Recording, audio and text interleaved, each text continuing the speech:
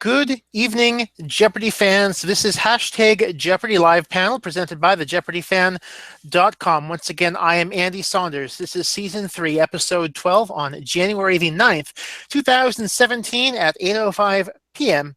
Eastern. As you can see, it is I've decided that Monday nights are clearly the best nights to go because that's apparently when everyone expects me to tape Jeopardy Live Panel now. So I was hoping for Sundays, but Mondays work just fine, and we're going to be doing Mondays for the foreseeable future, which means next week will be on the 16th. Now, let's get to introducing tonight's panel. First up, from the December 30th episode, glad to see you're feeling better. Welcome to Jeopardy Live Panel, Ryan VanderYacht. Thank you, Andy. Yeah, I'm glad you were able to track me down finally. I had a strep throat issue, and then we had some date mix-up because I thought I was the one who thought it was Monday.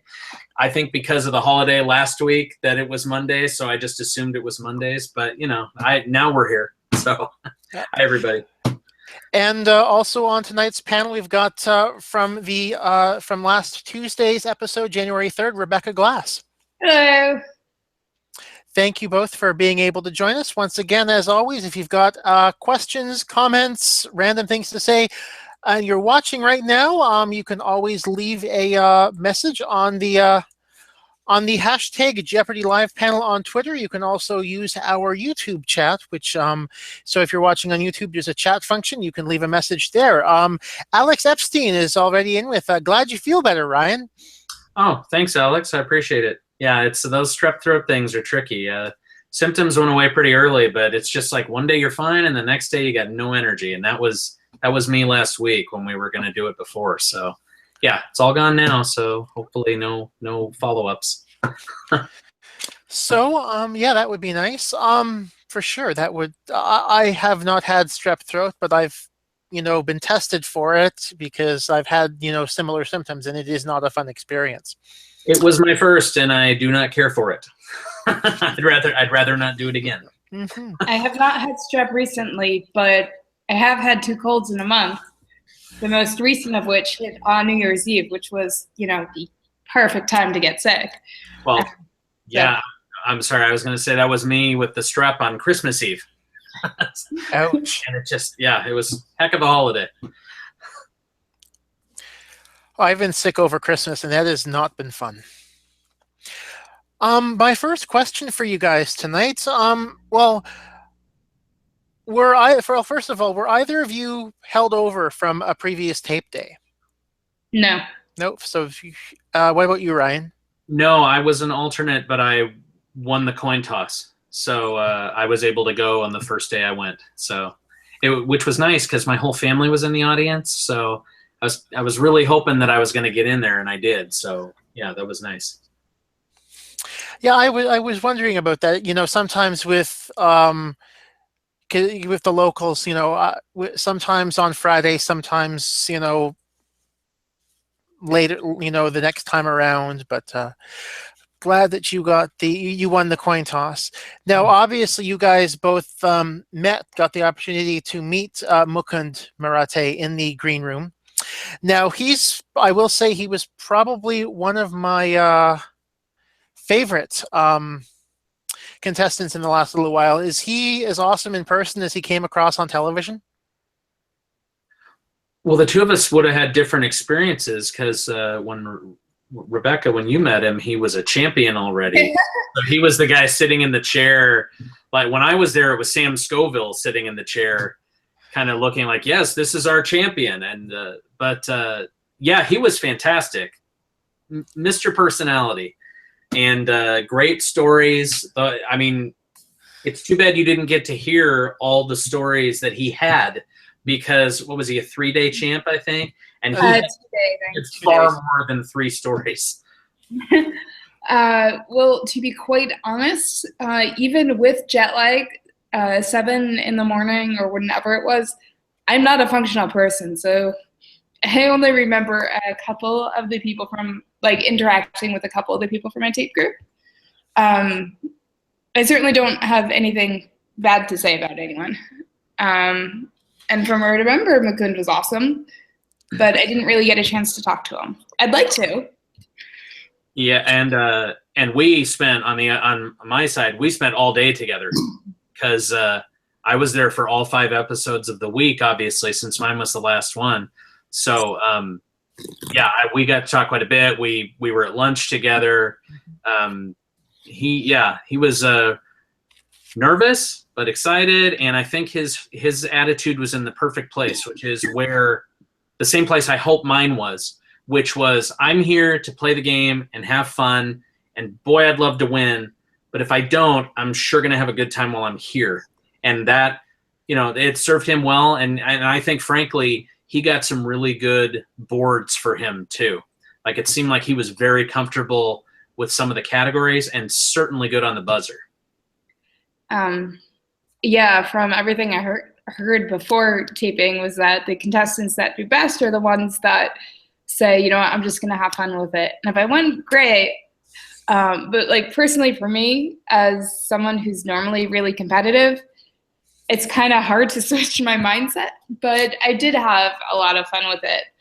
But I was the second episode of the day, so I stayed around for the one right after mine, and then I left after that to do some touristy stuff in LA because, I'm in LA and that's 3,000 miles from home. And for me, I was like, get me out of here. It's 4:30. The traffic's going to be terrible, and I got to go back down to Lake Forest.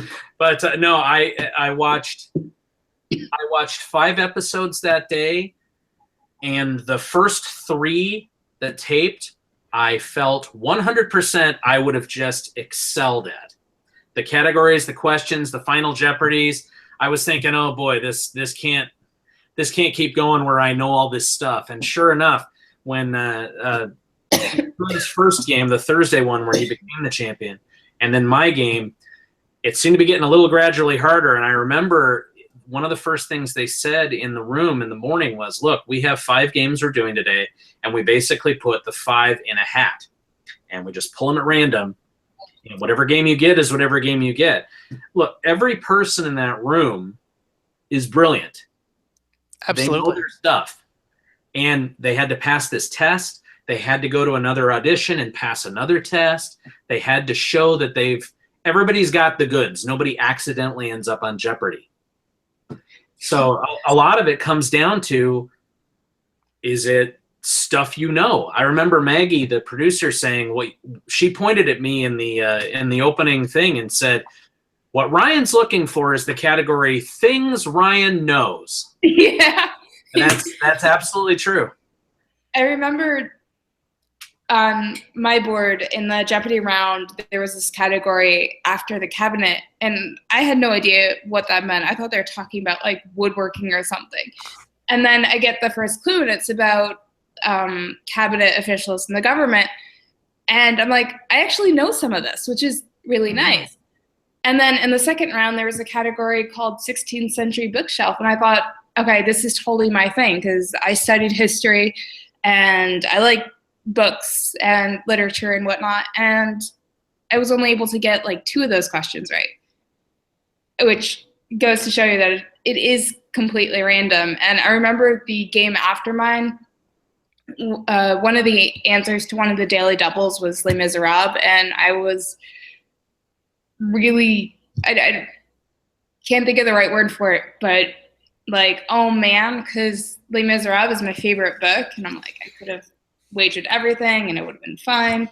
And instead I blew my daily double because I didn't know if Babylon was on the Tigris or the Euphrates, and I had to just pick one. At least you found one. I found 2. I found 0, and the first 2, the one in regular Jeopardy and the first one that was found in double Jeopardy, I knew both. And oh boy, I can't remember. Maybe Andy, you can help me. I can't remember the name of the woman who was next to me, who was in the middle. Kate, that's right. She was great, really nice.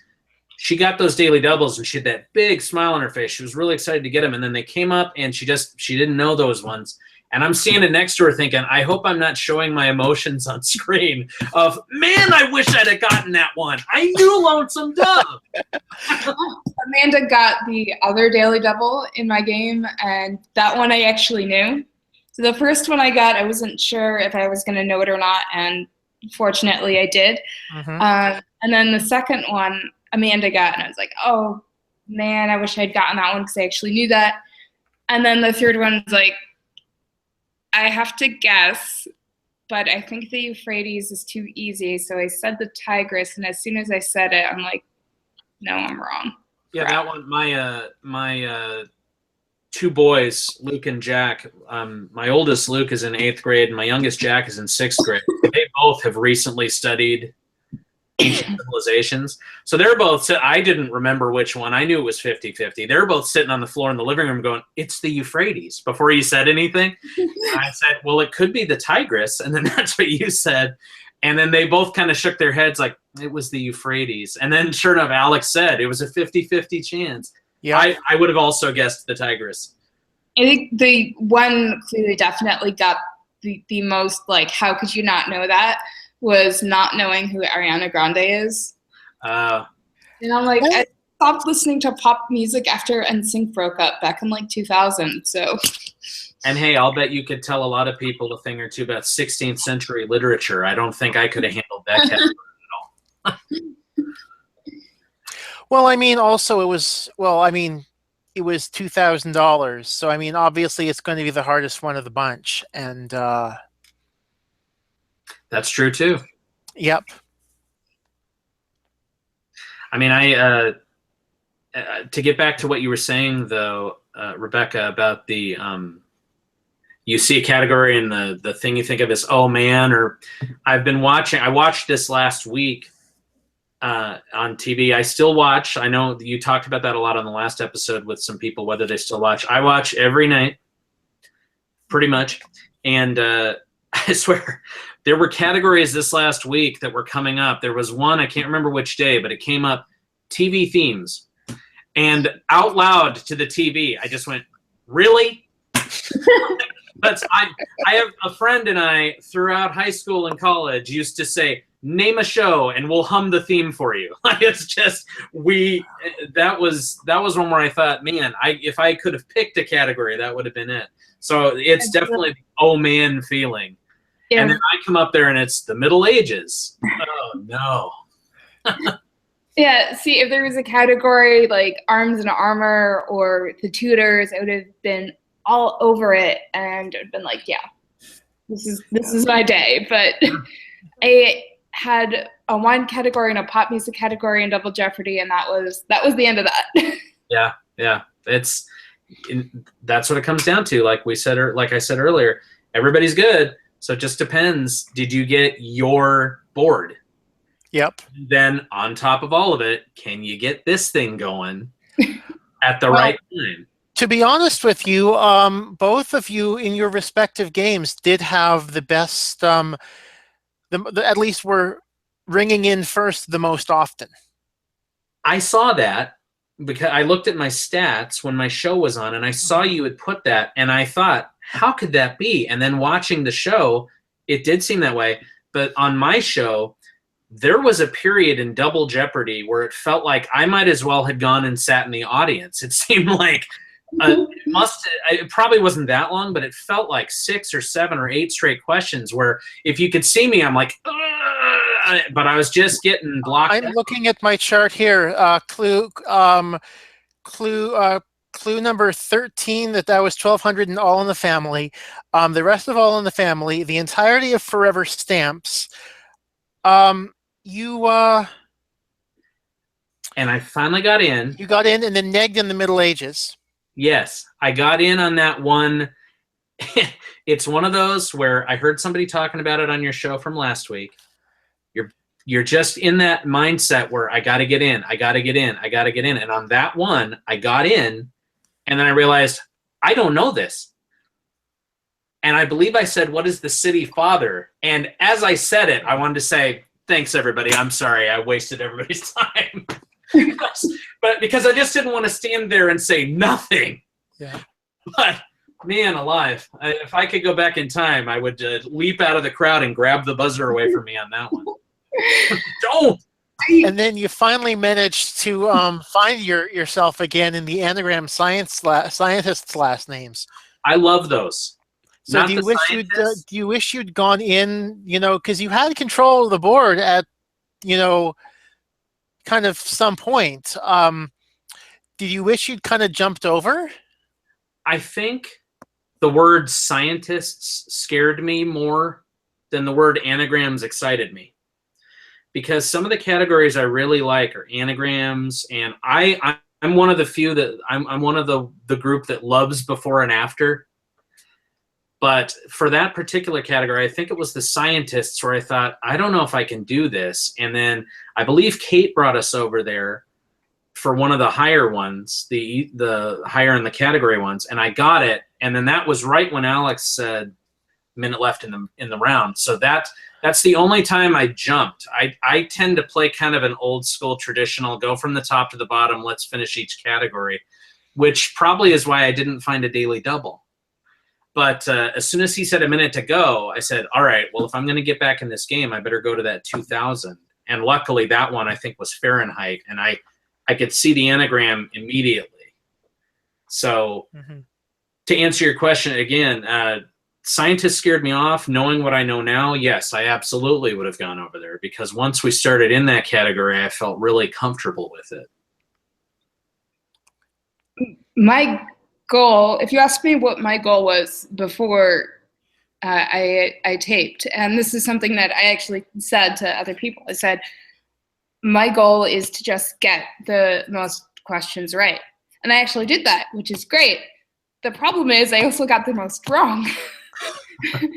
And when I got them you wrong, tied with Gavin for the most wrong, but when I got them wrong, they tended to be the $2,000 or the daily double, just the wrong ones. And it was just kind of frustrating, but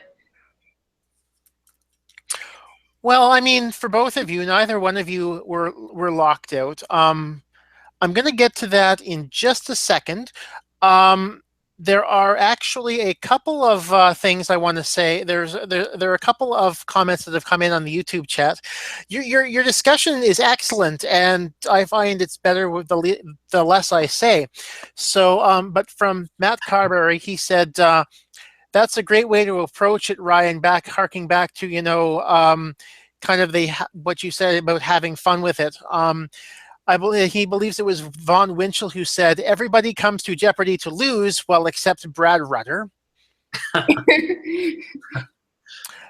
One question from Jonathan Graham. Do you think categories about cabinet members are fair if they allow Canadian contestants on the show? And to that, I will say, yes, I do believe it is perfectly fair. It is an American television program. The British quizzers, they have a whole bunch of British questions, and I presume that if I were an expat Canadian living in Britain and attempted to get on one of those, that I would be expected to learn British things. So from a Canadian's perspective, I think categories about cabinet members are perfectly fair. So yeah, I mean, it's I think one of the things about Jeopardy is they're testing your general knowledge. And do you know a wide range of topics? And to me, I mean, yeah, if a person from another country were to be on Jeopardy from Canada and they get a category about American cabinet members, that could be a little tough. But that would be like if I got a category. I saw categories the week that I watched Taped. I saw Canada categories, which I'm not as familiar with. But I think we just had one where Canadian Lakes was a category. Yep. Yes. Yeah. And I mean, I think there's a Lake Manitoba, but I think that's all I could name. But even with after the cabinet, the clues they were asking about were Dick Cheney and Madeleine Albright, the Nuremberg trials. These are things that anyone who picks up a newspaper would read about, not, who's the Secretary of Housing and Urban Development or who's the Secretary of Education. Right. Yeah. If I remember, I'm sorry. If I remember, one of the questions you had on that one was, I think one of the most obscure ones was about Robert Todd Lincoln. Yeah. But if you have a knowledge of the Civil War or Abraham Lincoln and his family, like that one for me, I love the Civil War. So as soon as I saw the picture, I thought, oh, that's Robert Todd Lincoln. That was actually one that I thought about, and then I wasn't sure enough to be willing to risk bringing in on it. And of course, now I'm kicking myself over it because it would have ran the category otherwise. And then you would have gotten the applause. Yeah. Well, because the Daily Double was last, they probably wouldn't, you would have gotten the applause for the Daily Double, not for running the category. True. But, I surprised myself with that category, though, because I was not expecting to do so well. But apparently, I read just enough American history to be able to make sense of it. Yeah, and you pick up things. You pick up things in learning other subjects as well. Like I said, Robert Todd Lincoln, for me, the Civil War, I knew who that was. But I think quite often in Jeopardy, the clues and the categories are never quite so narrow as the name of the category. I think it was, I was listening to a podcast, and I believe it was Chris Hardwick who said once when talking about Jeopardy that the answer is often within the question, or or it should be the question is within the answer. A lot of times the clue will point you in the direction of what the answer is. So you don't necessarily have to know American cabinet members or Canadian lakes. Sometimes there might be a word in there that kind of clues you in that direction. And that's when I'm watching at home on TV, I often pick up on those. When I was standing there on the stage, I didn't quite notice it as much, but I'm sure they were there still. So I think the categories are never quite so narrow that someone's going to get completely boxed out. Yeah, the giveaway for Dick Cheney was talking about someone's heart, and for Madeleine Albright, it was World War II and the Holocaust. And as far as I know, she's the only Secretary of State we've had who is Jewish in some degree or another. I just remember reading about, she wrote a book about growing up in the Holocaust. Yeah, and those are great examples. There's two with if you knew heart, you got to think Dick Cheney, and with the family in the Holocaust, you would think Madeleine Albright, and obviously the pronoun she or her. Yeah, it narrows it down considerably. You have Albright, you have Rice, you have Clinton, and that's about it. Yeah. And of the three, only one of them would have been affected by the Holocaust. Right. And it sounds like, or it looks like we've got a pet there, Rebecca. This is Eden. She's a little psycho. She's been trying to get into my lap for the last 10 minutes, so I just picked her up and put her there. Still very cute.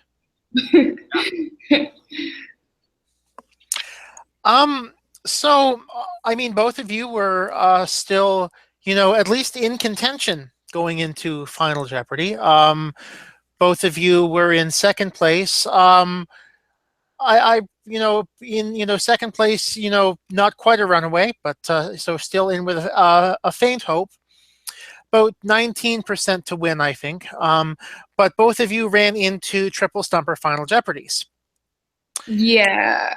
And for me, it was really frustrating because that was a category that I actually felt really good about. And then what happened was I just misread the clue. And I thought they were asking for a city that was named after a saint instead of just the main square being named after the saint.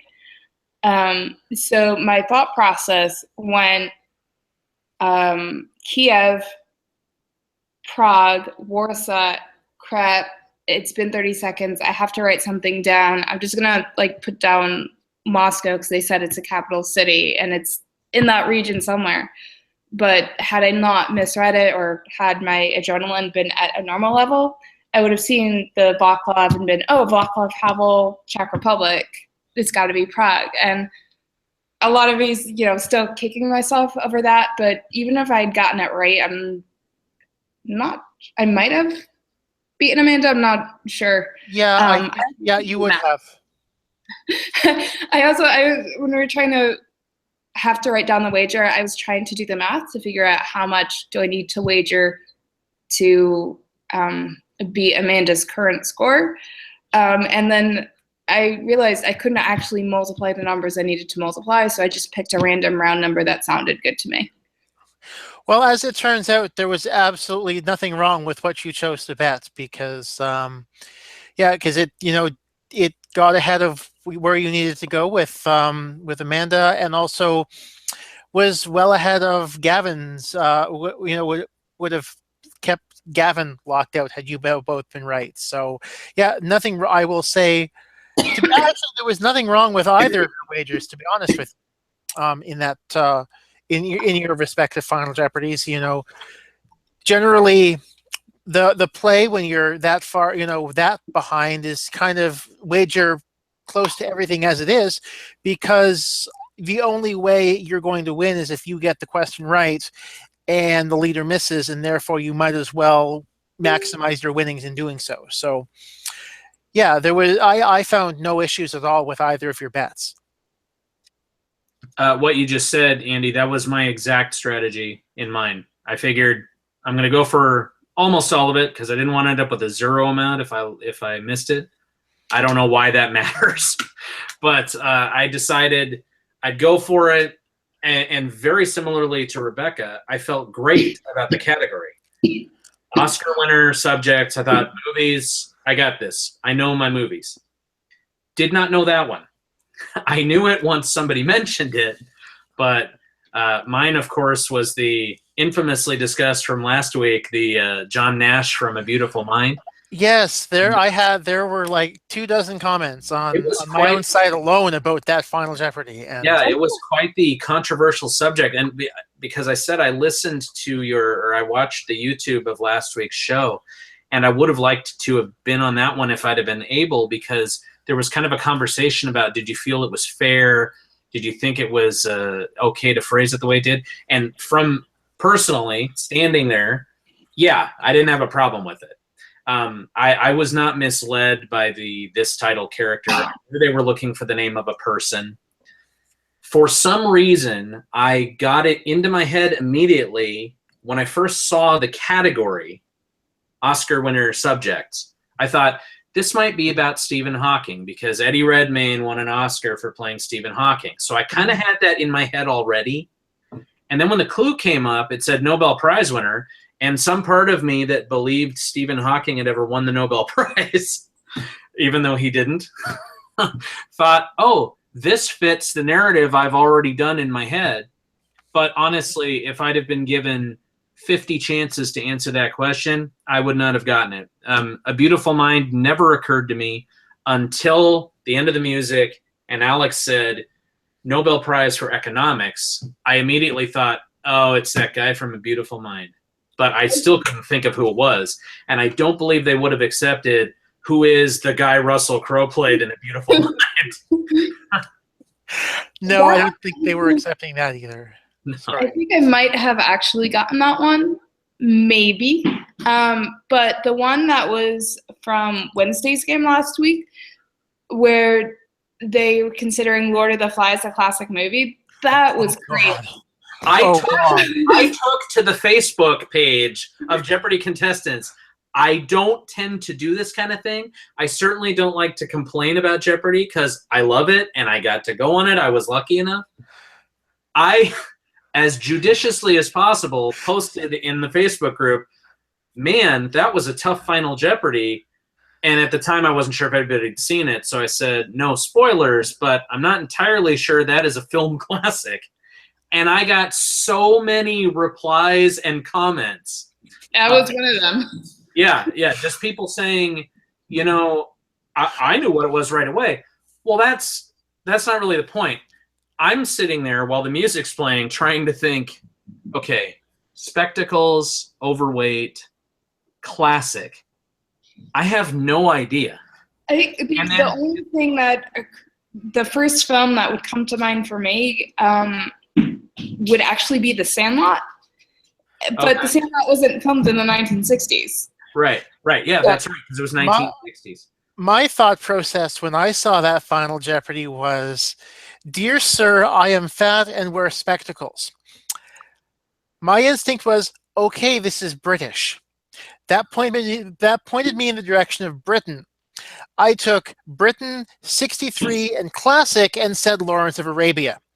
For lack of a better response, because, hey, at least it fits time and place, even though I have no idea how a fat kid with spectacles would fit into Lawrence of Arabia. And at least Lawrence of Arabia is a film classic.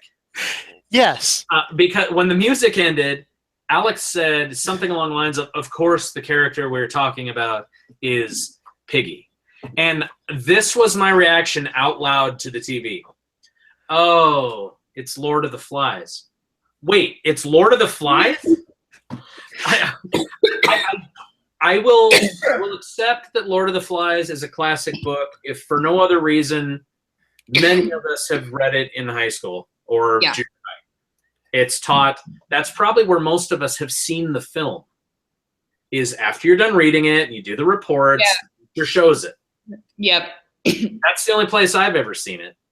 And it had kind of escaped my mind that there was a film of that book until he said it. And oh yeah, I watched this in 9th grade in English class, and I don't particularly remember being wowed by it, but maybe it's a classic to other people. So that's why I threw that out there on Facebook.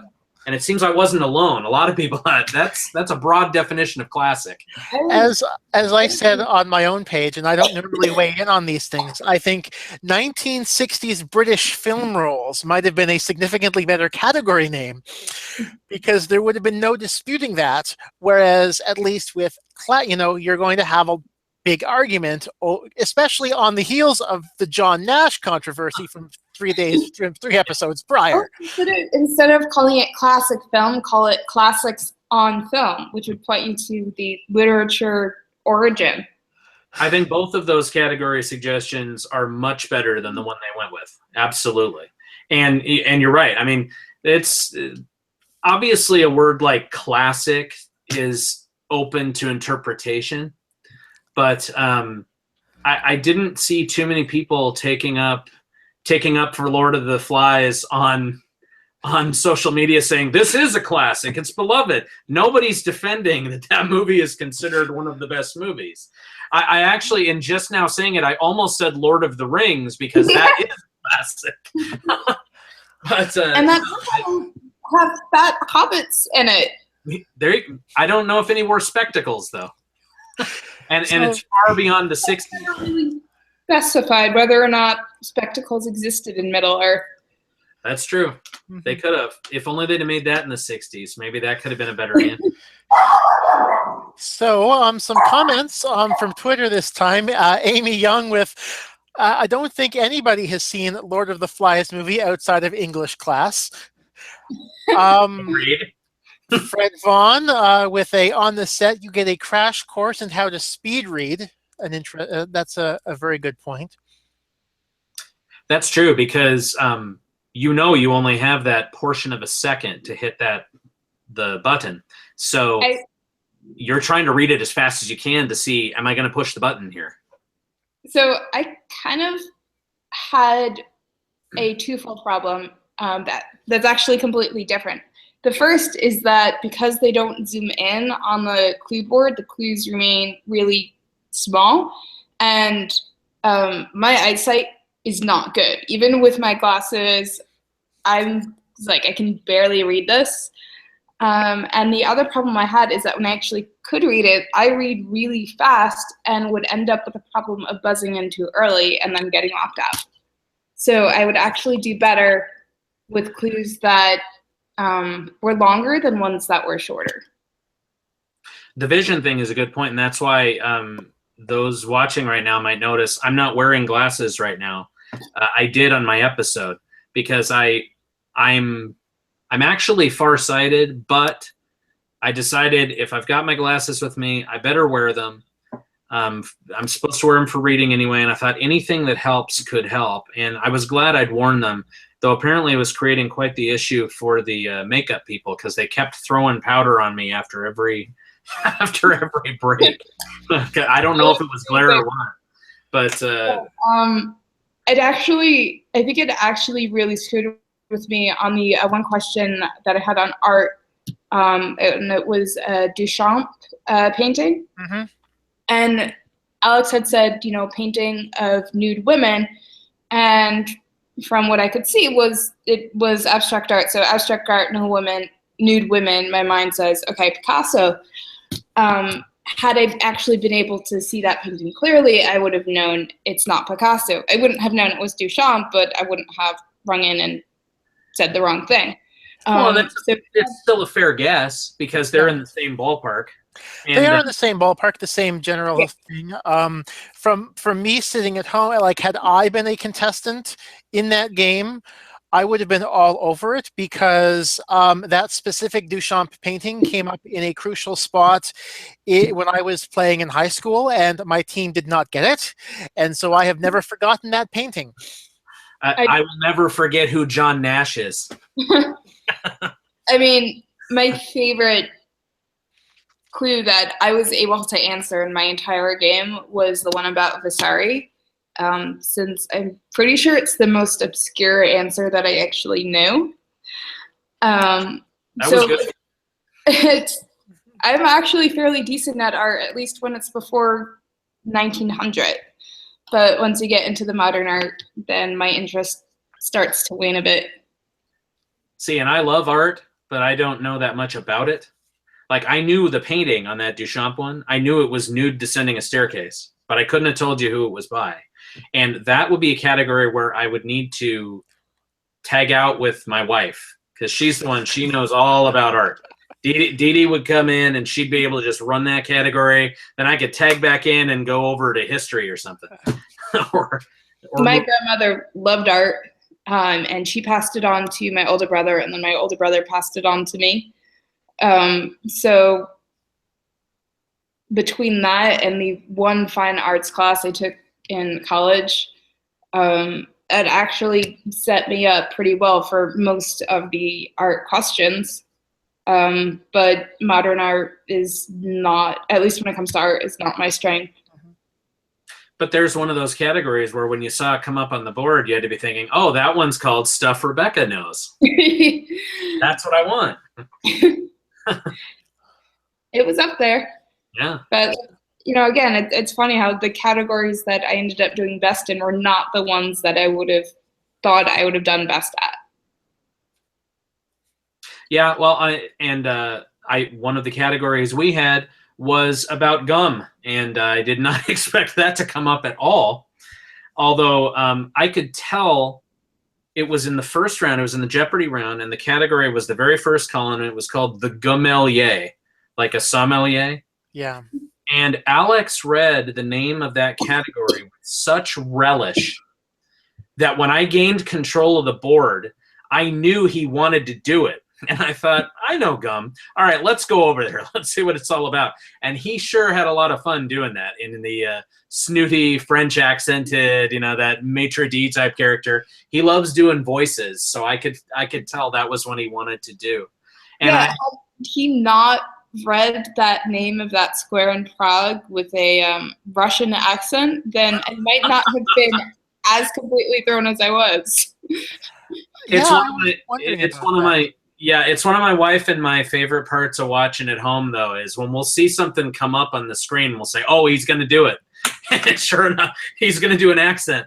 And it's one of the things that, I've been watching Alex Trebek host Jeopardy since I was, since I was in single digits. So, I mean, he's practically part of the family. So I've always loved that aspect of his personality where anytime you see something in a different language, there's going to be a little bit of a thing. But I could see how that could throw you off, especially when you're kind of struggling with a few different possible answers. Yeah, I think I started watching Jeopardy. I think that the first time I remember watching Jeopardy, I would have been about 7 years old at my aunt's house for Thanksgiving, and the whole family was watching. And I didn't know anything about any of the clues. I just knew people clapped when you got the Daily Double right. And then it went from that to, by the time I was in college and I was home on break from college and would watch Jeopardy at dinner, my parents would say, okay, Rebecca, you have to wait a second and give your younger brother a chance to answer. And my younger brother's not bad at Jeopardy at all. He's actually pretty good. Dee Dee and I do not, my wife and I, we do not recognize the rules on the set of you have to wait till Alex is finished reading before you can answer. We're normally sitting on the couch, jumping on top of each other, trying to get the answer and saying, And I will give her a hard time if she does not phrase in the form of a question. I will not accept her answer. Well, let's just say when I watch at home and there's a clue that I think is really easy and none of the contestants get it, the vocabulary I use usually betrays my New Jersey upbringing. Has that changed since you've, taped? Are you slightly more sympathetic to contestants now? Slightly. Slightly? Okay. I go through kind of a similar thing where I don't think I go quite the same reaction, but I do get, I kind of just throw up my hands like, are you serious? Why didn't I get this question? Nobody knows this. And honestly, my only pet peeve, and it's not as strong as it was probably since I've been on, because being in that room and meeting all those people, it's people get nervous. I think the one pet peeve I have in watching contestants is if they talk over Alex, like if they kind of cut him off. And it's not a major thing. It's just, like I say, it's my pet peeve. And it doesn't, I don't hold anything against him or anything. It's just when I'm watching at home, I'll kind of like, oh, you shouldn't talk over Alex. In kind of a chiding, that's the school teacher, wait your turn. I actually kind of did that in my interview, and it wasn't intentional. I thought he was actually going to pause, but he was only like slightly pausing. So that was like weird timing as opposed to intentionally talking over him. Oh, the interview is okay. The interview is a conversation. But I mean, if you give an answer and he's telling you you're correct, or he'll say, that's right, now make a selection or something. A lot of times not a lot of times, occasionally you'll see someone who, before the word correct or that's right even comes out, they're moving on. And that's somewhere I go, okay, slow down, we're all friends here. I would wager, I guess, that when that happens, that probably has to just do with adrenaline more than anyone actually boop hole. I'm trying to watch my language here, and it's not working very well for me. Sorry. That's true. Yeah. I'm sure that's true. Absolutely. Because I know when I get the adrenaline going that I say all sorts of weird stuff that it wouldn't normally say under any other context. My filter completely shuts off. Yeah, that's true. And it's interesting too. I think that's also, that gets back to something you guys were talking about on this panel last week about how people respond on social media and the comments that are made, or blogs that are written when somebody messes up or something like that. It's that I think we live in an age now too where that filter, we don't pay as much attention to the filter between here and here as we used to. And I'm as guilty of that as anyone. And if you don't believe me, ask my wife. I will. Sometimes we don't take that extra beat to think, should I be saying this, or let me take a breath and think about this. And obviously that's different from when you're in the middle of playing the game. You've got that 22 minutes or whatever it is, and it goes by fast. And so, like I say, what I said earlier, it's just my pet peeve. So I don't hold it against anyone. It's just one of the things that for my own little idiosyncrasies, it bugs me. But I don't obviously hold it against anybody. That's among the various things that will rankle the Jeopardy watching internet. Interrupting Alex, in some parts of the world or in some parts of America, if you mispronounce Appalachian, that will get people going. Well, thankfully we have Appalachian State to correct my otherwise historical mispronunciation of the region. Some other comments I'm seeing.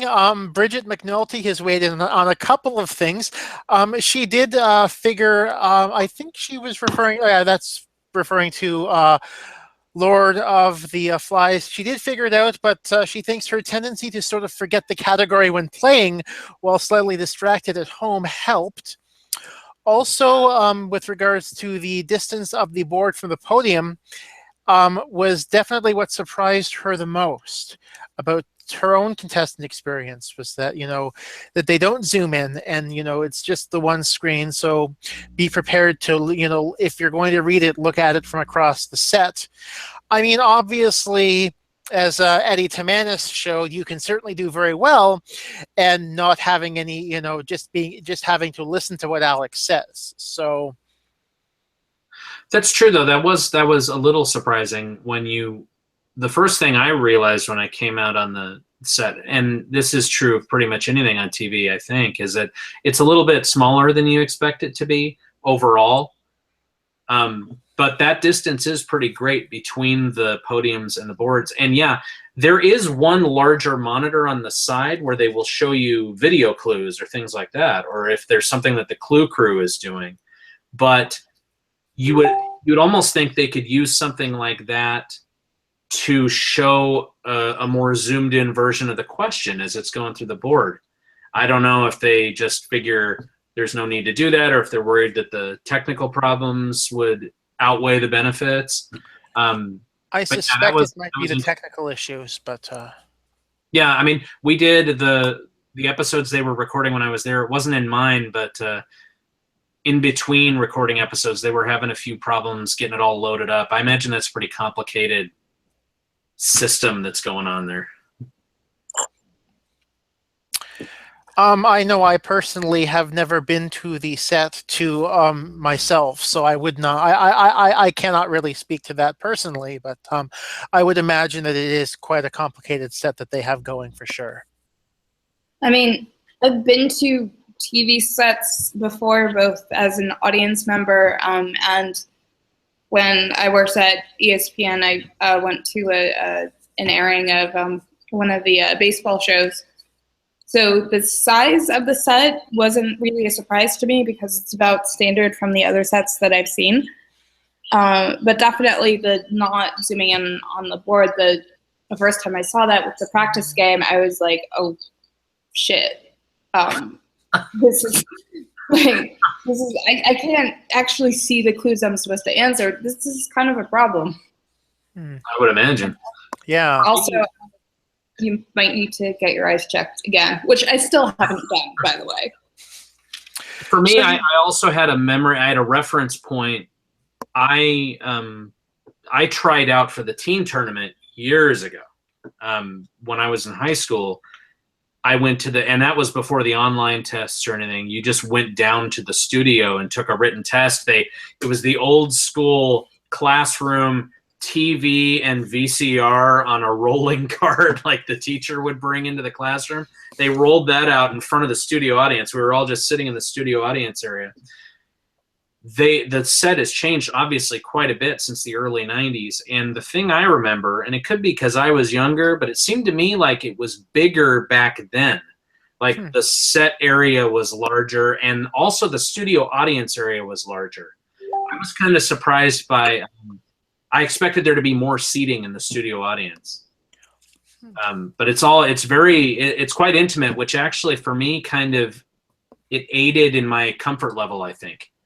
It wasn't such a large auditorium. I can't imagine what those kids who were doing the teen tournament in Washington, D.C. in that very large hall must have been thinking, because that was quite a large crowd. So if you forgive me the departure into my own personal story here, when I was in high school, you could audition to give one of the graduation speeches, and I barely made the cutoff to be able to audition. So I thought, what the hell, go ahead and do it, and I'll have fun with it, and I won't get it, and it will end there. Only they actually decided to let me give one of the speeches because they were crazy. And by the way, I think I see is that your cat behind you? Oh yeah, one of them probably. Yeah, that's the quieter one. I'm surprised the more obnoxious one hasn't leapt into the picture yet, but he probably will before we're finished. So I didn't really get a chance to rehearse the speech in front of the audience or anything. So I get up there at the actual graduation ceremony, and I get up on the stage and look out at the audience, and there's 1,000 people in the audience, and I had to grip the podium with both hands, and I'm like, Rebecca, you can't back out of this. Like, you signed up for this. It's like, maybe next time I won't do this on a whim. Plus, the difference there is the focus is on you. There aren't any other contestants either, or a host or anything. You're the one center stage. So yeah, I can imagine that'd be a little daunting. I mean, I used to do high school theater, but that was in front of tiny little crowds, usually classrooms that were forced to come over and watch us, or, at most 100 people might buy tickets, and most of them were your family or friends. So that wasn't quite as daunting as addressing 1,000 people. I mean, all I rag on high school, my experience did give me in public speaking, and that to the sword fighting in front of people. It actually prepares you a lot for being on a competitive TV show, and you might not expect it, but it actually works. I'll have to try sword fighting in case I ever get on another show. You should. You fit right in. Yeah. There's a thing in our community that all the guys have beards, so you said. Oh, well, there you go. I'm already I'm a step ahead already. Yeah. So I have a question I haven't had the chance to ask you yet. So Rebecca, it's interesting because your discussions tonight are kind of, you're touching on something, and I'm like, okay, let's check this question off and this question off. But no, obviously, one of your friends was on last week's panel. Obviously, James Quintong, I believe. I presume you worked at ESPN with him. Yes, we didn't work in the same area, but I'm actually trying to remember how I met him, because I can't remember if I met him through another friend first, or if I met him at work and then discovered we had mutual friends in common. I ended up at ESPN because of a baseball blog that I was writing that someone saw and was like, you should come work with us. And I said, okay, I need a job. And so the timeline as to when I met people is a bit funky, but James has been astronomically helpful in the whole Jeopardy process. So, sorry, were you going to say something, Ryan? No, go ahead. Okay, sorry. I'm almost worried that there might have been some audio difficulties there. I hope not. That was my dog barking a lot. Oh, okay. So what sort of things did James help you with? And I guess also, Ryan, once Rebecca's done, if you maybe want to chime in, did you have anyone that you knew that was on the show beforehand? But yeah, Rebecca, you go first. He definitely helped me just in terms of what the tape day process was like, and who the different people I would meet are, and all the little logistical questions that I had. He was able to answer because I always have a million of like, well, how am I going to do this and how am I going to do that, and so on. And he's also was kind enough to introduce me to the group of Jeopardy contestants, which has been fantastic as well. And it was great to have someone to talk to about the whole process and the experience before my show aired. Because, obviously you can't talk about the results, but sometimes you just really want to talk about something and you really need to vent about something. Mm-hmm. So it was really nice to have that outlet. Nice.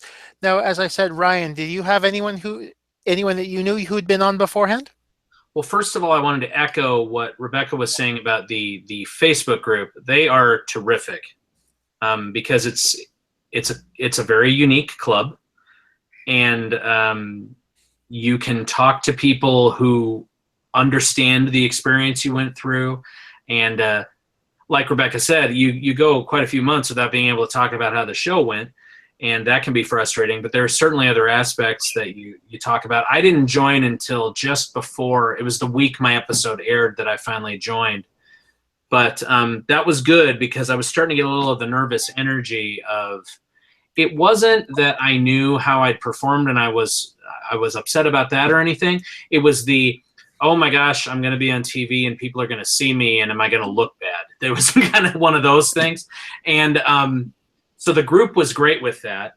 And the other thing I found the group great with was you're waiting to get on the show. You do the show and that's over. Almost, it seems like you've played your game and you're gone already. It's like, where did that 20 minutes go?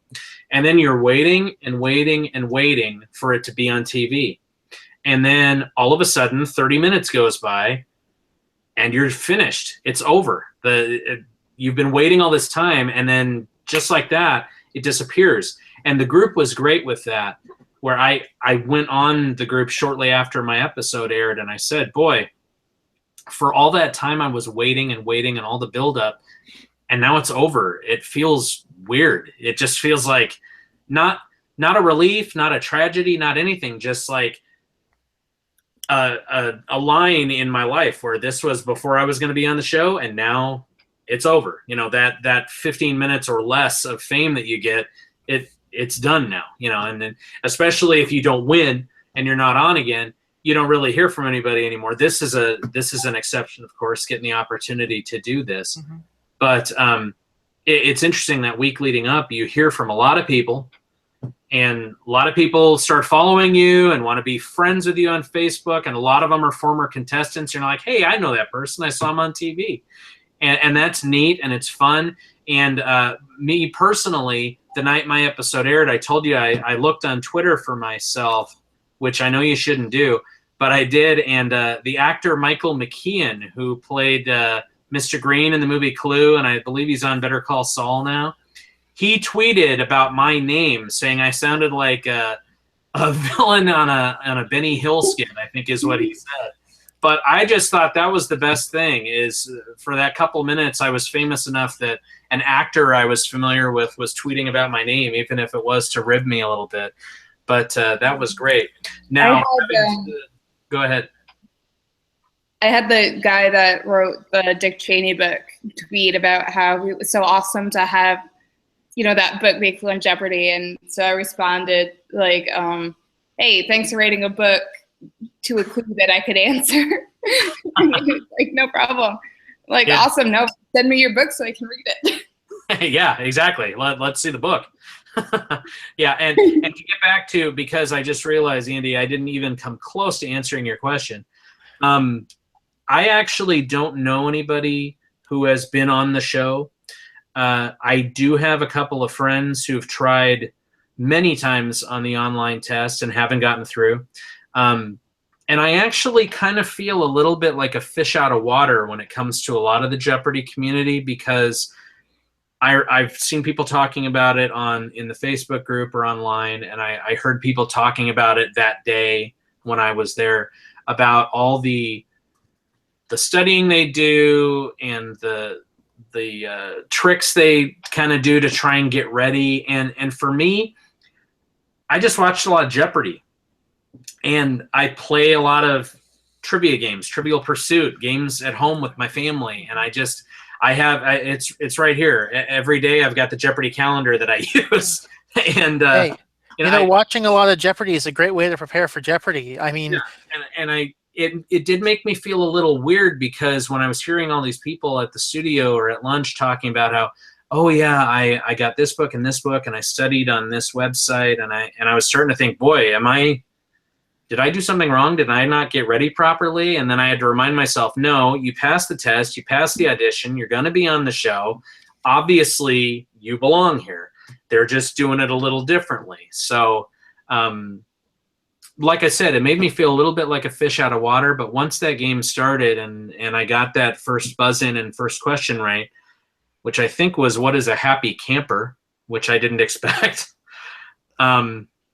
It felt good. It was comfortable again. Yeah, but no, I don't know anybody who's been on the show before. But I'm starting to get to know some people.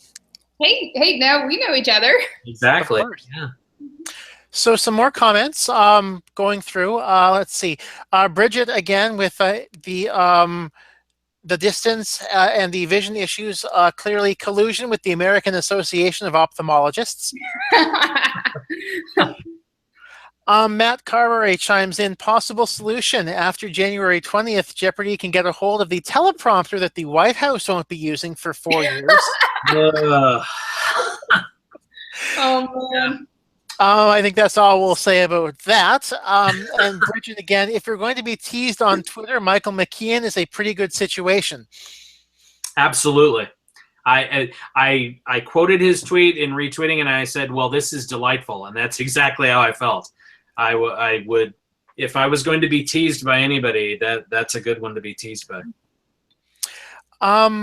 And a comment on Twitter from Amy Young. She has more sympathy to contestants, but she still does catch herself exasperated when a quote-unquote easy question is missed. Yeah. Well, one person's easy, though, is another person's just not. Some questions are right in your wheelhouse, and some just aren't. And that's, I think, why you hope you get your own categories. That's how I felt about that top 40 before and after that last week. I loved that. I would have loved to do that one. Anything, like even at my watch party, all my friends who are younger than me, they all know who Ariana Grande is. And I'm like, no. But you know what? I think also it's important to note the top 40 or a question about Ariana Grande. It's the great thing this show has done consistently for 33 years now is there are going to be a handful of questions. When I first watched it, when it first came on the air, I could answer some of the questions. I knew them at 8 years old or 7 years old. And sometimes we watch the show as a family, and sometimes my kids know the answers. And I think that's what makes it so appealing, and how you come to fall in love with it is that it's not above your head. Why would you want, if you're a kid or if you're not someone who necessarily isn't a trivia expert, you're still going to know like Ariana Grande questions, or there might be something about movies, or I think there was a recent category about NFL quarterbacks where someone might go, hey, I know some of this stuff. And it gets you to watch, it gets you to have fun, you're engaged. And I think that's the way to watch this show is you have to be engaged. If you're just sitting back and seeing, let's see how everybody does, you're not getting the experience. You need to be on the edge of your seat, calling out the answers faster than your wife or your kids so that you get them right. And it's a game. It's a game. It's supposed to be fun.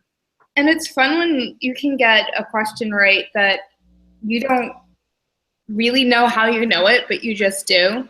So like when I was a kid, there was a Final Jeopardy asking for a state named after an English queen, or a state named after Queen Elizabeth.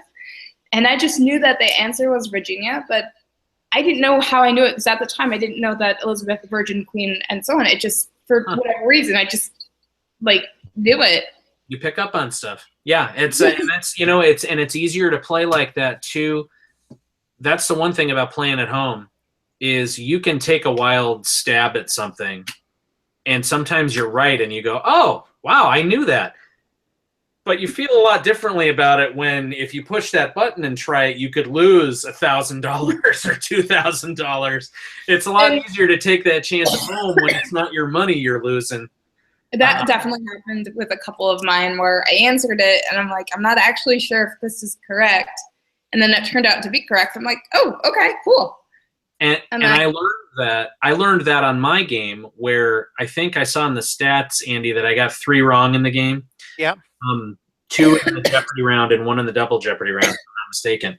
And the 2 I got wrong in the Jeopardy round, it's funny, I don't remember all the ones I got right, but I sure remember the ones I got wrong. And the ones I remember I got wrong in the Jeopardy round were ones where I felt sort of confident.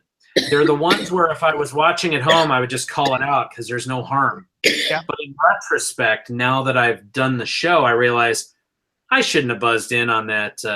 I believe I said Francois Mitterrand instead of Jacques Chirac.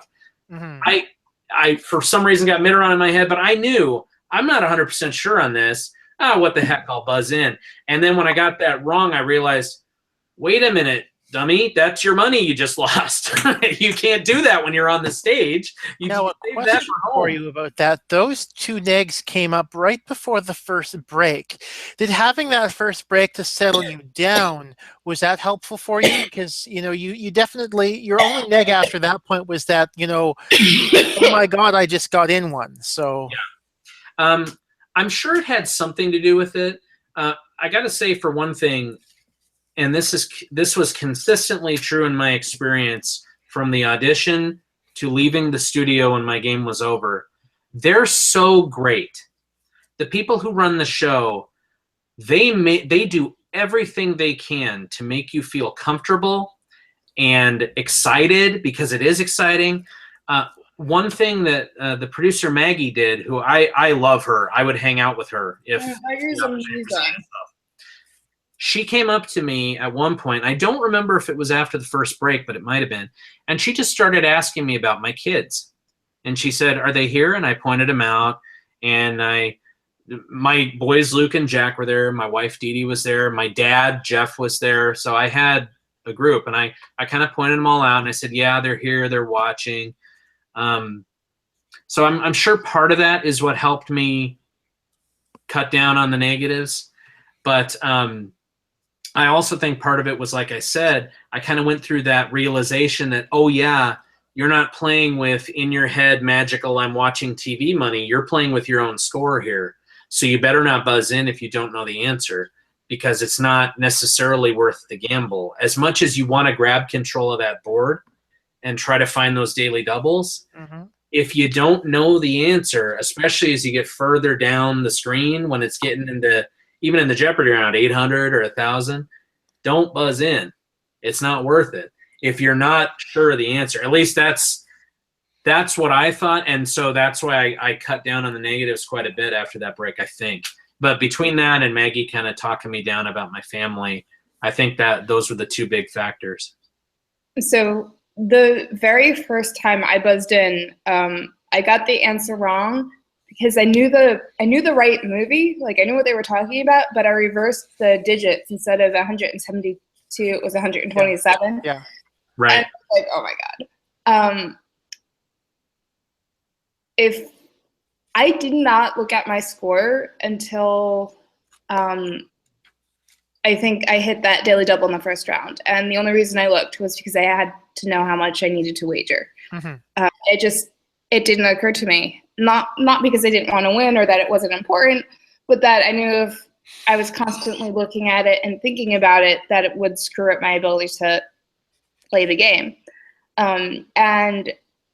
During the first break, the only thing I was thinking about was, in about 5 minutes, I am going to talk about the hobby that is like my life in front of national TV, and I'm going to be an ambassador for this.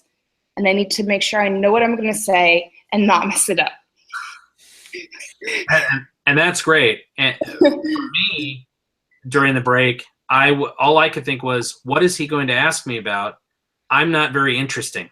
I have to say, the absolute worst part, and not really worst, but for my psyche, the worst part of the experience was trying to come up with interesting things about me. And so they send you this questionnaire, and it's very loaded with questions to try and get as much out of you as possible. And I can see that's what they're trying to do. But some of the things on, like, I can say one thing on the questionnaire, and I don't want to disclose too much here. But like, for example, they'll ask about embarrassing moments and stuff. And I thought, nope, I'm not going to do that. But it was, they brought you down. Or when you came to the studio, they sat you down, they went over the questionnaire you'd sent in, what you'd filled in, and they basically ran these mock interviews, one of the producers. Yeah. And probably to gauge, what should I talk about? You know, what's the one I'm most interesting about, or what's the one I get most animated with? I don't know if they did it with you, but with me, they asked, which one do you want to talk about? Yeah, they brought that up. But I think I talked about 3 or 4 things. And then, I think they said, what's the one you're most comfortable talking about? And actually, the one I was most comfortable talking about was not the one that Alex picked, because they said point blank, we're going to give him all of them. We're going to tell him what your preference is. And he may choose something different, or he might ask you something that's not even on the card. He might go completely off script. It's completely up to him. Yeah. And so that few minutes of that first break, after talking to Maggie and then checking in on the scores, which is also the first time I'd done that, I thought, oh no, now I have to talk about myself. And I don't want to do that. And I was first. I was the first one who was going to have to talk because I was in the third podium.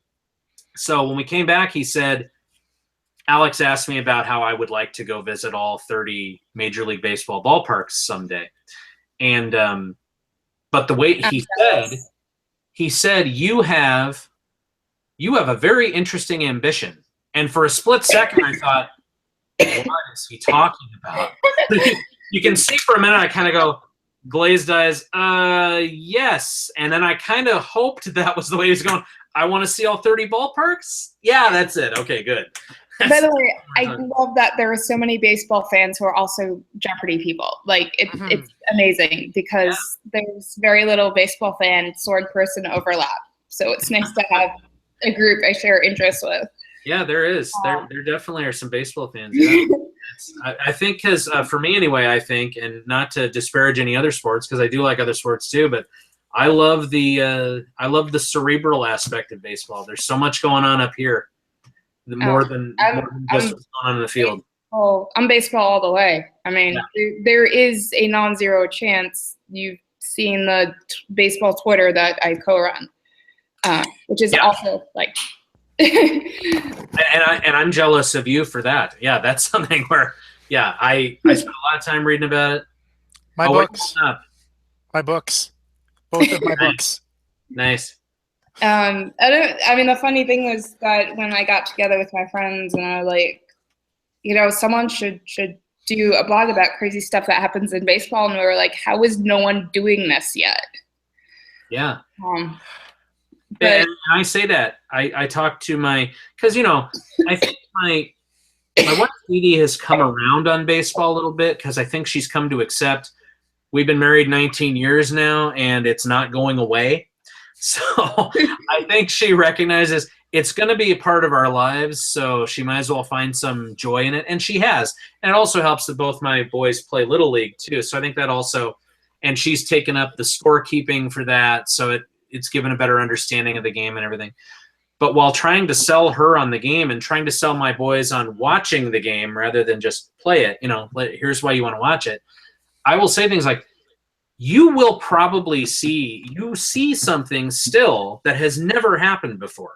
They've been playing this game for 150 years. The Cubs won the World Series. I'm a fan of the Angels, and our team, not my team, the Angels, they have arguably the best player in the league in Mike Trout, and he's 25 years old. And here's I tell my boys, you don't understand.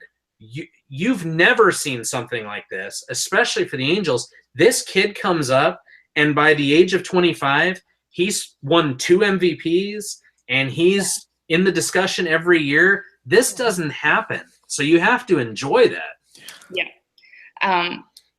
My Mike Trout story is that back in 2012, I drafted him on my fantasy team back in March when he was still in the minors.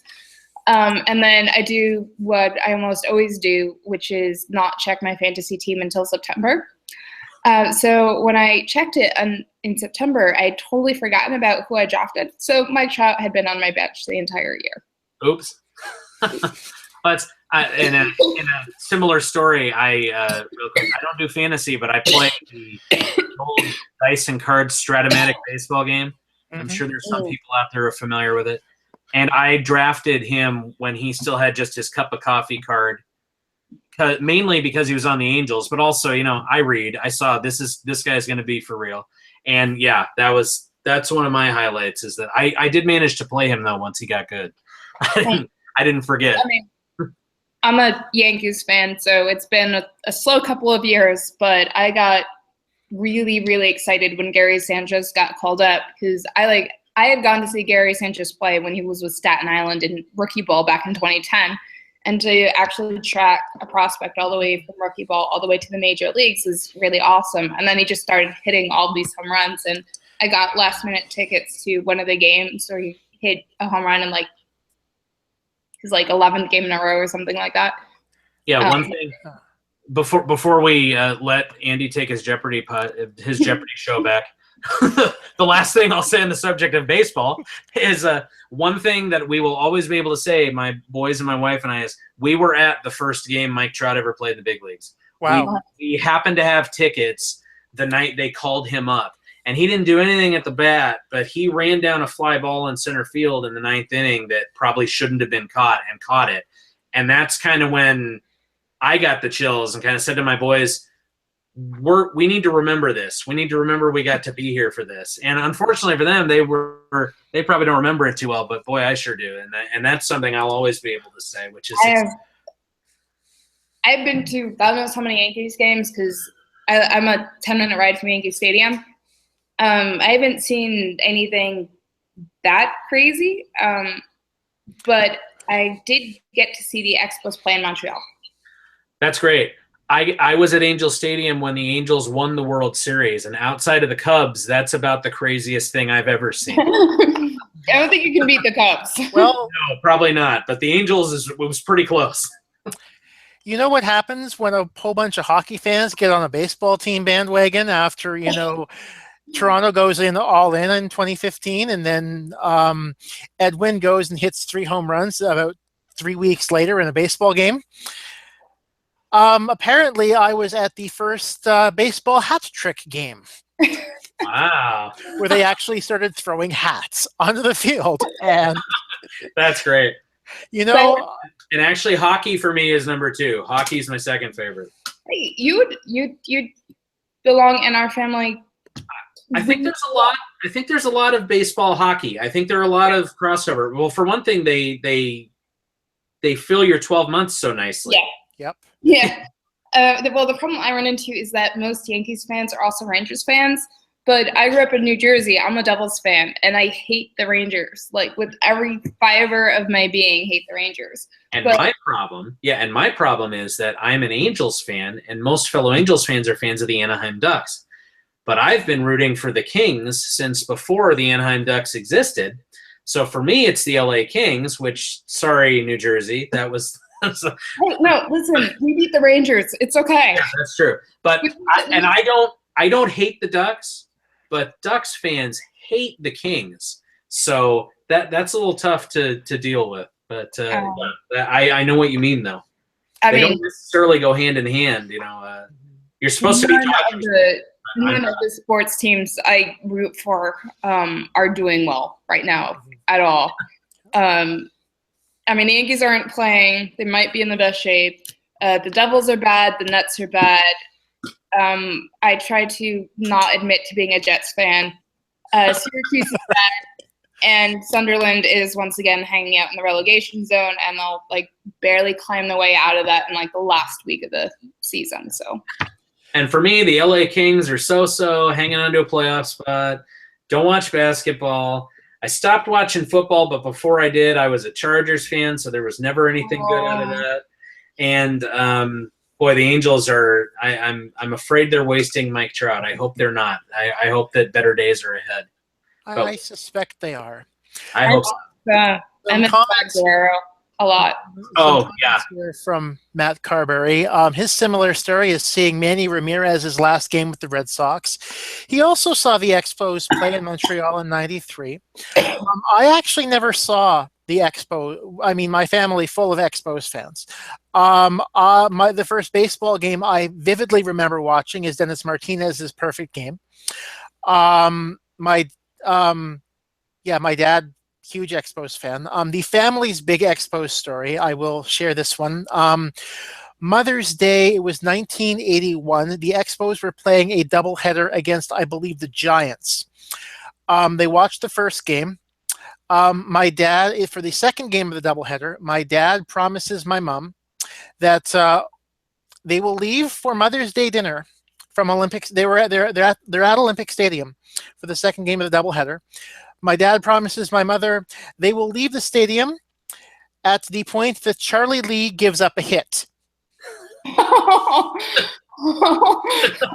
He threw a no-hitter in the second game of that doubleheader. My parents were about 2.5 hours late for Mother's Day dinner. But that's what a story, though. Yes, that is probably our family's best baseball story. That's a great one. My older brother, I think, went to a game in '98 with some of his friends, and Darryl Strawberry was on the Yankees at the time and ended up hitting a home run that bounced off of one of his friends all the way in like the last seat of the bleachers. Wow. I have not had anything like that happen to me. I've never caught a ball, but yeah, I've been at some great moments, but never I've seen got a couple batting practice balls, but never in a game. No baseballs, but my younger brother did get a puck at Game 5 of the 2001 Stanley Cup Finals, which was cool. And that was the longest scoreless game up until that point. Anyway, I think they surpassed it recently. That's great. Yeah. But this is about Jeopardy, right? Well, technically, this is hashtag Jeopardy Live panel, but so moving back towards Jeopardy just a little bit. I know, Rebecca, I don't think you'll be able to answer this question because you taped on Tuesday. But Ryan, you were there for the Friday episode, which means you got to have lunch on Sony's dime at the commissary. So my question for you is, what did you have for lunch? And I saw last week's episode, and I saw that you asked that question, and I can tell you I had a sandwich. I don't remember what was on it, but I do remember I drank a Diet Dr. Pepper with it. And I was able to eat because at that point I still didn't know if I was playing or not. Because when you're the alternate, you don't know until right before that last game if you're going to play or go home and come back another time. So I was able to eat. And it was right after lunch. They do lunch right after the Wednesday taping. So it was right after that exciting game where Narnia was the final Jeopardy answer, and Mike had wagered and ended up losing on the Narnia question. Yeah. And that was actually, on a side note, because at the end of the episode, the contestants are talking to Alex, a little bit of chit-chat while the credits are running. The one thing I said to him when we were standing there was, why couldn't I have had the Narnia game? Because I knew that. And as I seem to recall, there was only one correct answer on the Narnia one. And I was thinking, boy, if I'd have played that one, I might have given him a run for his money on that. But no such luck with John Nash. Yeah. But a sandwich and a Diet Dr. Pepper. I mean, I can tell you what I had for lunch, but it wasn't on Sony's time.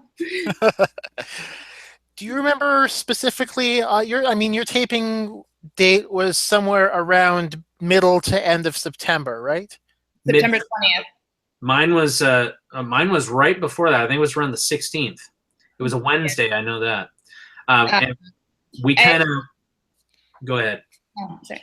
I actually shared the tape anniversary with James, which is kind of funny. Huh? That is kind of funny. Yeah. For me, it was we broke our one rule as parents that we've always observed, and we kept the boys out of school that day. We've never taken them out of school for anything, but I figured, if they get to see their dad on Jeopardy, that's not something they're going to get to see ever again. So it's worth it. Okay. But I was really glad I got on because that would have been hard to justify taking them out of school again. A question for you guys, actually. What? Sorry, but go ahead. Go ahead first. Then I have a question. None of my family made it out to the taping, but when I got back, I had like 5 or 6 different family events in a row. So the questions, how'd you do? How'd it go? How was Final Jeopardy? Like, it was nonstop for about 8 weeks afterwards. Yeah, and then that's one advantage I think we have as local contestants is it's easier if your family's around. Obviously, it's easier for them to get to the taping. But even then, I think if I recall correctly, they told me I could have up to 6. Yeah. So I had 4 because I had my wife, my boys, and my dad. I didn't want to ask anybody else because I didn't want to have to do that. Who's a better friend kind of thing. So I just went family only. And but I didn't have a bunch of family events, but as a substitute, everybody in the school knew that I had gone to do Jeopardy. So it was very difficult. And every single person who comes up to you says, "Come on, you can tell me. I won't tell." Yeah, I had this conversation with my brother over text message. He said, you can tell me. I'm like, no, I can't because you can't keep a secret. Yeah. And then a few minutes later, I'm like, it's going to be annoying to, have to keep it a secret for 3 months. And my brother's reply was, yeah, I know I couldn't do it. And I'm like, I know. That's why I'm not telling you. My wife and all of her coworkers in her office had convinced her boss that they all knew and just weren't telling him, which only my wife knew. But it was still fun. She got to play that game with her boss that he was convinced up to the moment it aired that they just weren't telling him what had happened. So Alex Jacob chimed in on the YouTube chat with is Amy still making the joke about going to Ruth's Chris for lunch? I presume, to answer, it's interesting. I'm not sure if Amy Selgstein is still, that is the contestant coordinator, Amy. Is she still with the show? Oh. The name I don't remember that. I don't remember. There was certainly no joke about Ruth's Chris. And I don't remember an Amy. No, I don't remember an Amy either. I remember Maggie, of course, and Glenn and Corinna. Yeah, Corinna. Yeah. I think there's a Lori too. Lori, yeah. Yeah. Lori and Maggie were the two I spent most of my time with. Yeah. Yeah, because I feel as though the Lego Jeopardy set did not have an Amy, so I think that might have been at least that might have tipped me off that the contestant department had a small amount of turnover. By the way, how do we get that Lego set? I know, right? It was like tweeting Jeopardy. I'm like, you can take my $2,000. Just give me the Lego set. Yeah, deduct the cost of the set from the check you're going to send me, and just send me that. That's fine. Yeah, that's all I need. Because that's about how much Legos cost, right? Something like that. Yeah. Aren't there like 12,000 pieces in that set? It was enormous. Yeah. I have a couple of the giant adult Lego sets that cost a small fortune. They were fun to build. And then I moved, and none of them survived the move. So I have a bin that's full of all the Legos, and some point, maybe I'll put them back together. We have a similar situation with my boys where we've spent so much money on so many Star Wars vehicles, and anything that's licensed, you can basically up the price by 30 or 40%. And now, over the years, they've just gotten all disintegrated so similar. They have these bins of loose Legos, and I'm thinking, man, there's never going to be an X-Wing fighter out of this again. It's just not going to happen. The problem is you end up losing just like one or two of the pieces. And you can order the pieces that you're missing if you know what you're missing. But to have to sit down and put everything together again, I don't have the patience for that. Yeah, I would think after breaking something, it would be hard to justify.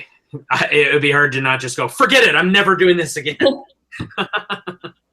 It's like when I'm knitting something and I get like 3/4 of the way through it, and then I screw something up, but I don't notice it until like 20 rows down the line, and I said, screw this, I'm not unraveling 20 rows of work, and I'm done.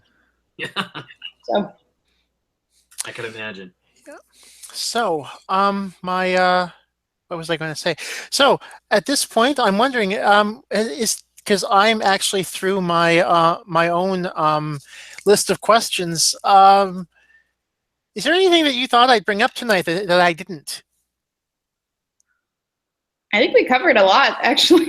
We covered a lot, and the kitchen sink for sure. So for me, because I'd watched your last week's show and I saw you were talking about those shows from that week, I figured, oh, he's probably hit all the things from that week that he was going to hit.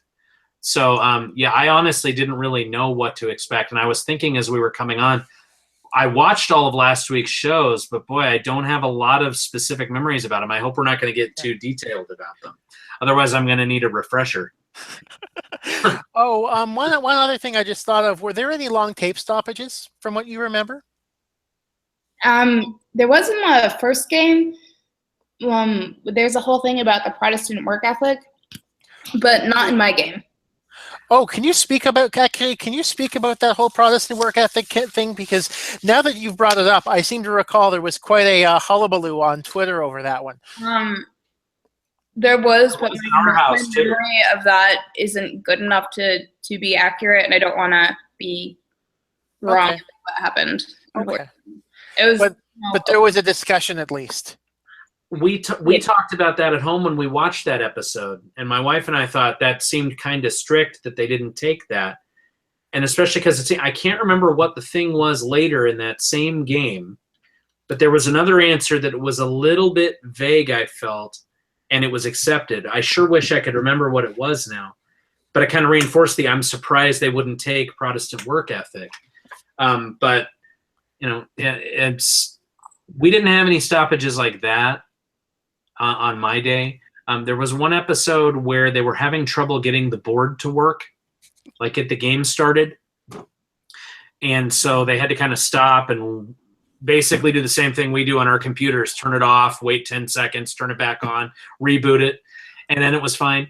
The only other stoppages I remember were a couple times the commercial breaks were longer because Alex wanted to re-record reading one of the clues. Okay. Like he'd say, I didn't really feel good about how this one sounded. And you could see he'd call somebody over and he has everything on a paper in front of him. And like he had noted, so he called him over and just kind of went, I want to do this one. And then they'd say in the audience, please everybody quiet for a minute.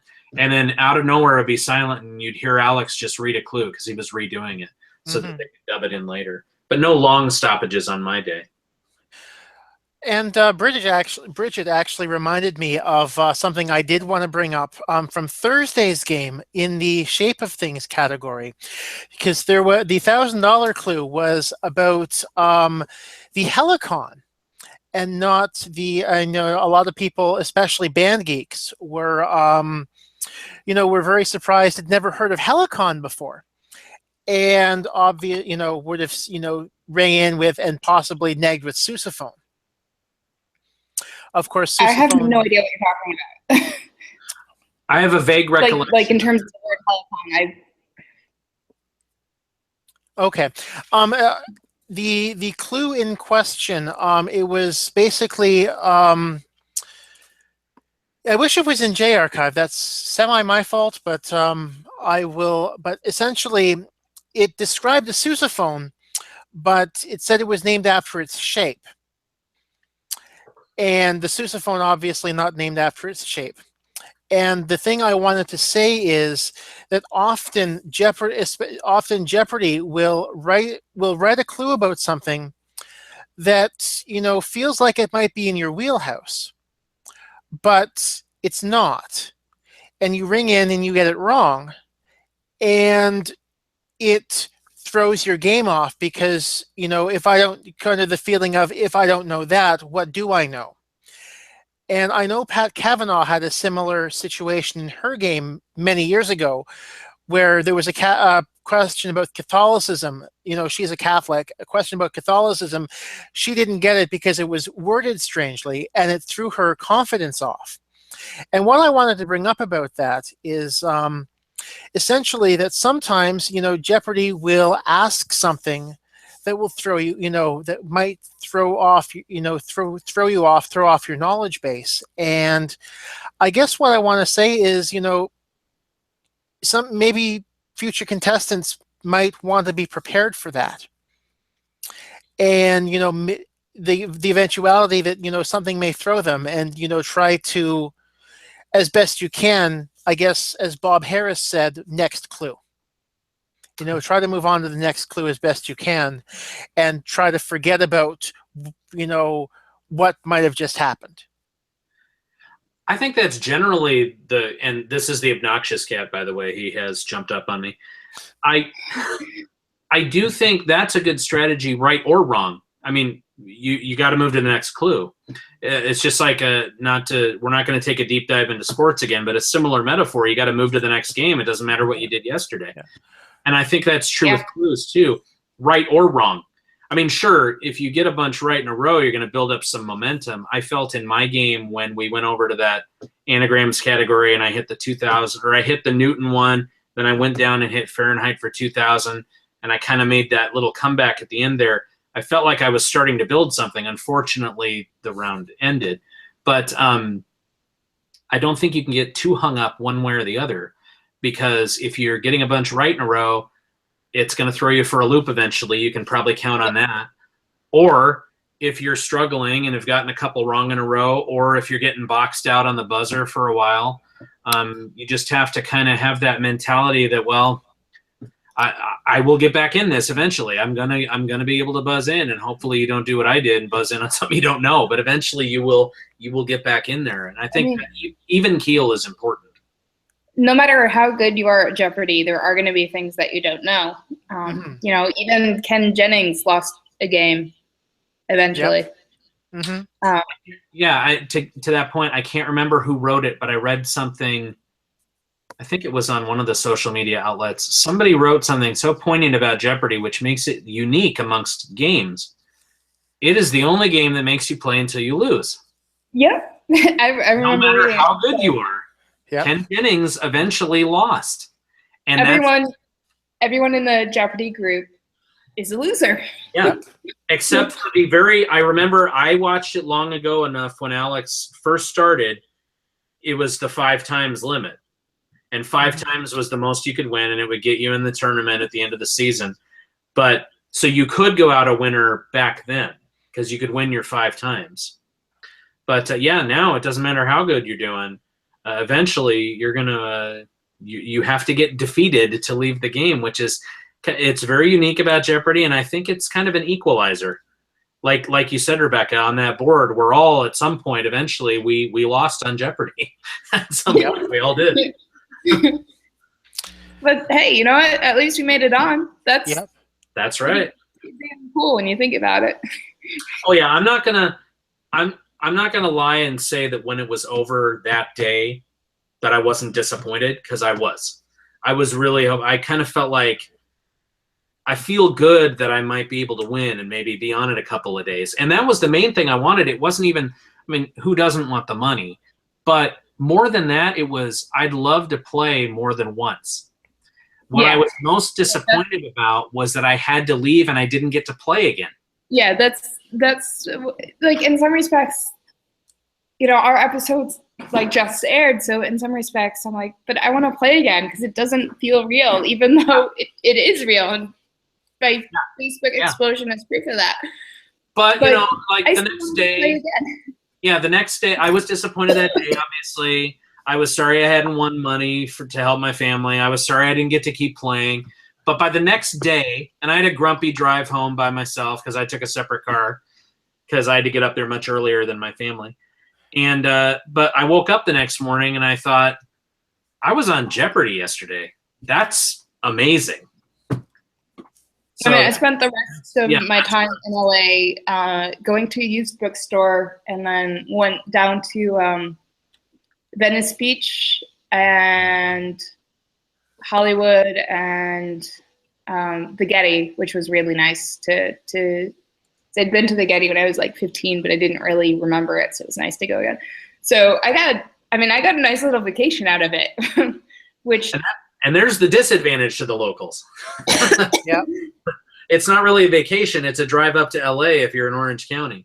But I would absolutely, even if you told me I was going to be one and done again, I would absolutely do it again, no questions asked. I loved it, and I put this when I posted on Facebook to thank my friends for watching the night it aired, and I floated the idea, and I'd love it if they'd consider it. Out of this pool of people who did one episode and then lost and never got to be a champion, let's have a second chance tournament, you know? Yes. Yeah. Oh, yes. It doesn't have to be for big money. It could be the same way they run a team tournament or a tournament of champions. Just one more chance. I'd be all for it. That would be. I mean, when people, ask me, how I feel, even though I didn't win, I'm like, well, I didn't finish with negative money.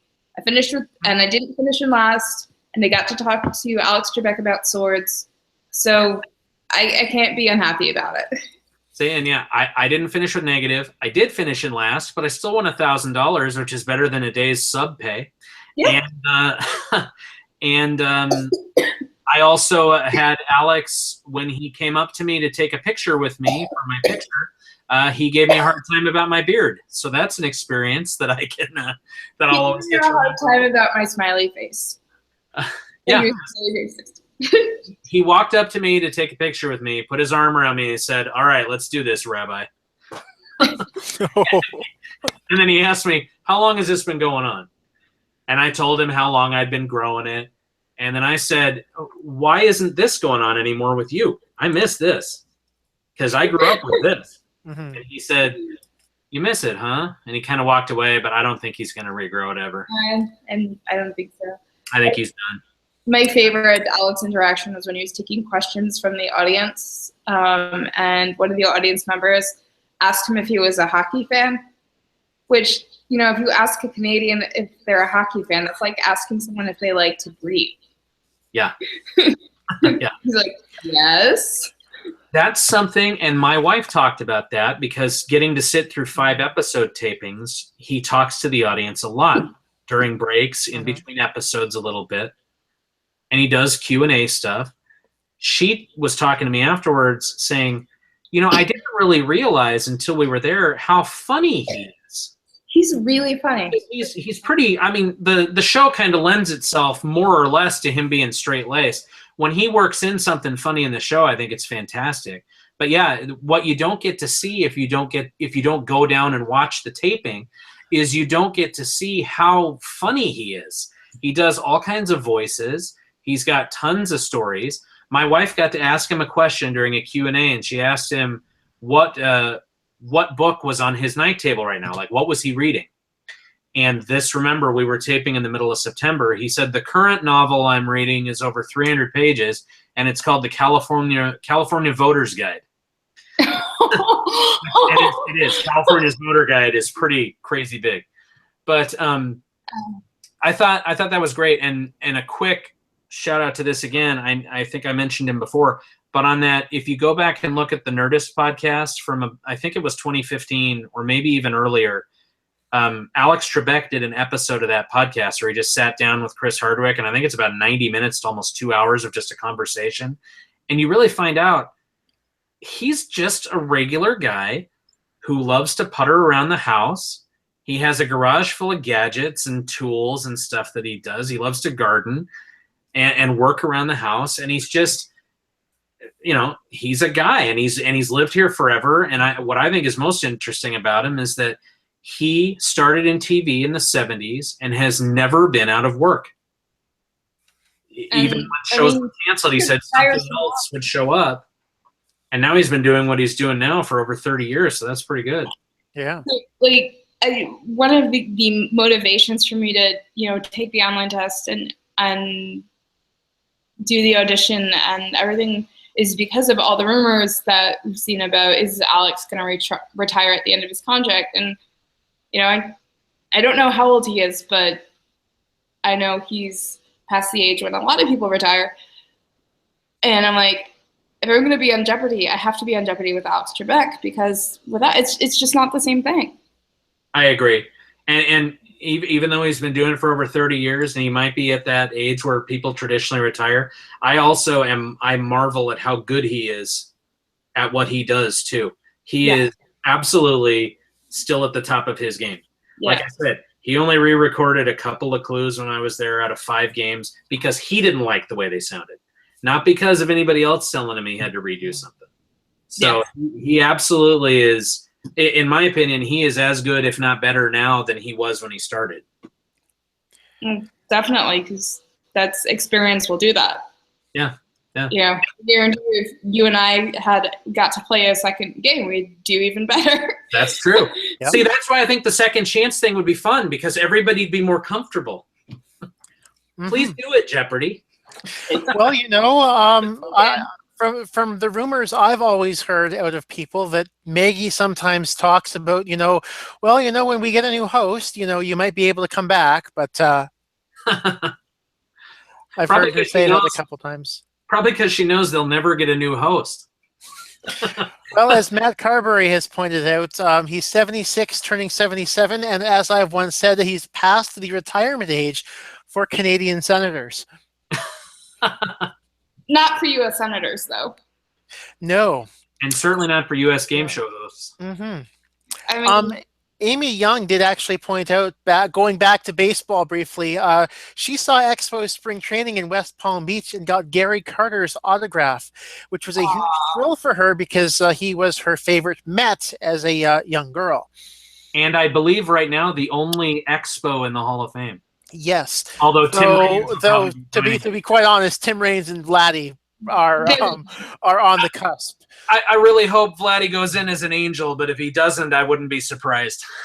I expect he'll go in as an Angel because I think he spent the most amount of time with the Angels. But I still remember watching him as an Expo and falling in love with him.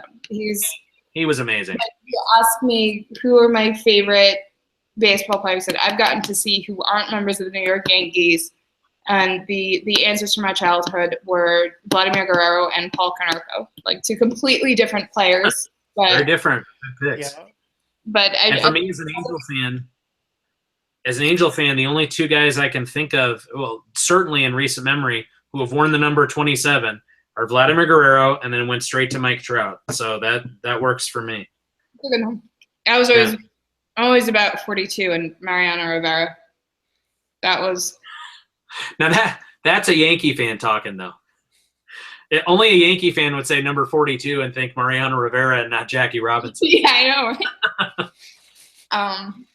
I remember deciding when I was like 12 years old that Mariano Rivera was my favorite Yankee because all the other 12-year-old girls were all about Derek Jeter, and I wanted to be different. And I thought Mariano Rivera had a really cool name. And then it seems that I picked a fairly good player to pick. So hard to go wrong either way right there. Well, growing up in Ontario, I played second base. So you can probably guess who my favorite baseball player was when I was... would that be Robbie by any chance? That would be Robbie, Roberto Alomar. So he's arguably the greatest second baseman of all time. To be honest with you, I think I can think of one or two others, but he's certainly in the top 5. Yeah. Well, if you're a Blue Jays fan, you have to have a thing for Joe Carter, no? A little bit, but I was more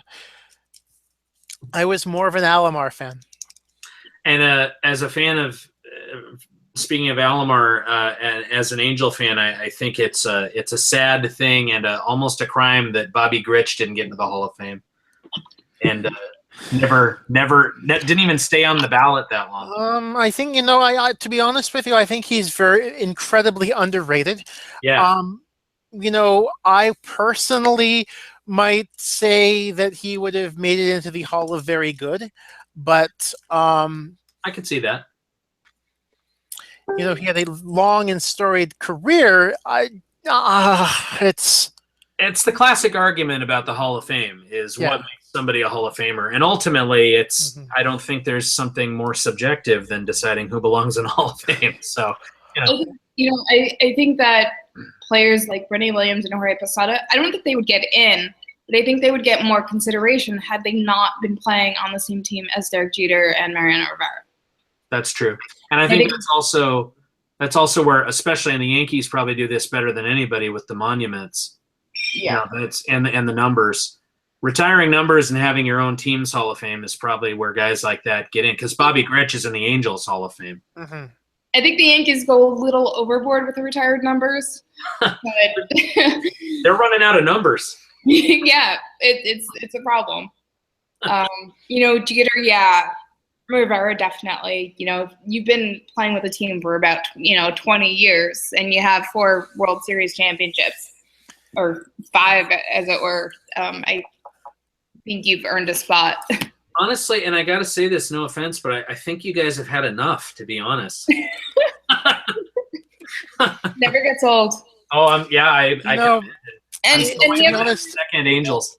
the other thing you have to consider is that aside from the football giants occasionally being half decent, most other New York area sports teams are not very good.